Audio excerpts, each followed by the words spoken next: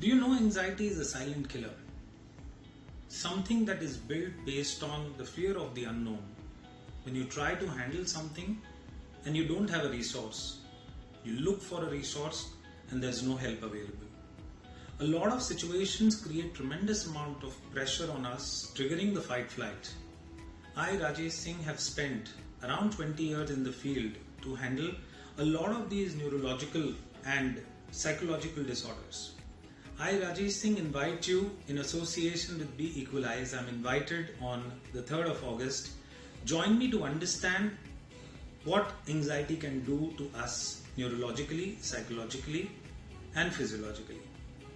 See you there.